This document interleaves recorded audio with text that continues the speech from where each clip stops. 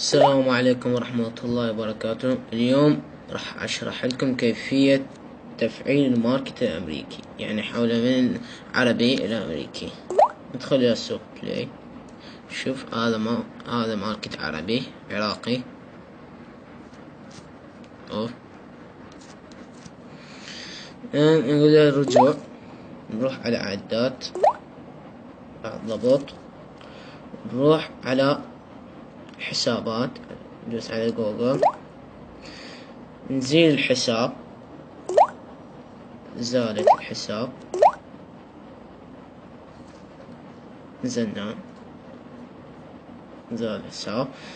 نروح بعدين على واي فاي، نضغط على الشبكة، يطلع لنا خيار ندوس على تعديل تهيئة الشبكة. يطلع لنا من خيار نقول له عرض خيارات متقدمة، نقول له لا شيء يدوي، سنكتب اسم المضيف الوكيل، نكتب هذا الاي بي، منفذ الوكيل 43، نقول احفظ. بعدين نروح على مدير التطبيقات أو مدير التطبيق،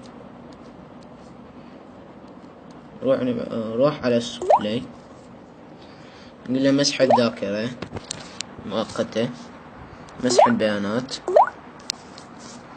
صح، نقول له رجوع، نروح على سوق بلاي، نضيف إضافة حساب جوجل بلاي الحالي للبريد الإلكتروني. نكتب البريد الإلكتروني،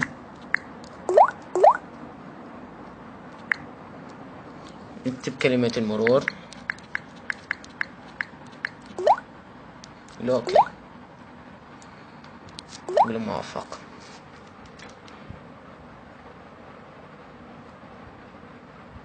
جاء تسجيل الدخول. سجل نروح نريد تضيف حساب فيزا كارد، نروح على إعداد بطاقة الائتمان، نكتب رقم البطاقة 1 2 4 5 0 0 9 8 3 5 4 6 عفوا 1 5 9 8 3 5 4 6. يطلع عنا الشهر، نكتب 03، العام 16، نكتب الرقم الكود 667، نكتب الاسم، هو ما أدري، نختار الدولة، نروح على الولايات المتحدة، ندوس عليه. الرمز البريدي، نكتب الرمز البريدي 1722. رقم الهاتف، نكتب رقم الهاتف 613 فارزة 930 فارزة 5058. نقول له حفظ، استجار الحفظ.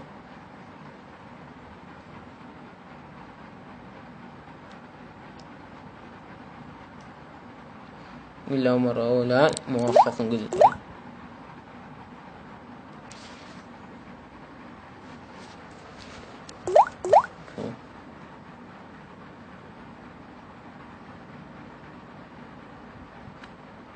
مرة الثانية الثالثة، ندخل الثالثة، هاي الثالثة، الرابعة،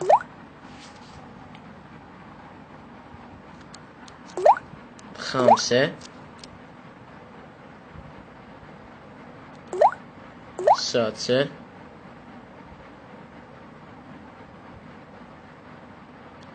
السابعة،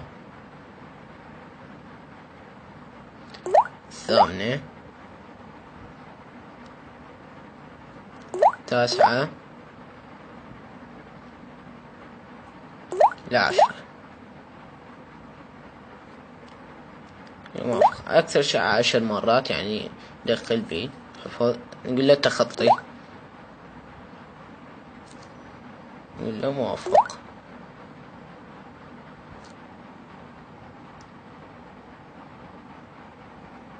صد يفتح لنا الماركت. شوف فتح ماركت أمريكي. نروح على عدات، ضبط، نروح على واي فاي، ندوس نضغط الشبكة مرة ثانية، تعديل هيئة الشبكة، نقول له يدوي لا شيء، لا عرض خدمة، نقول له حفظ. بعدين نروح على مدير التطبيق،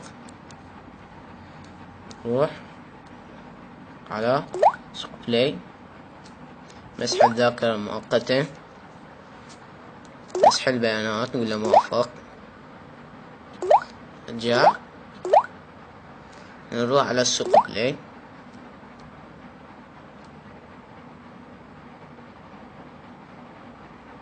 صديق عنا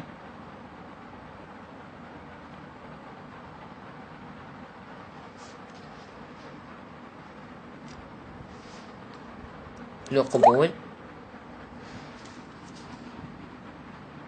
هسه انفتح الماركت الأمريكي.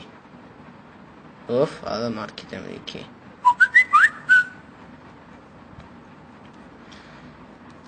أتمنى إن شاء الله هاي الطريقة تنجح عندكم إن شاء الله.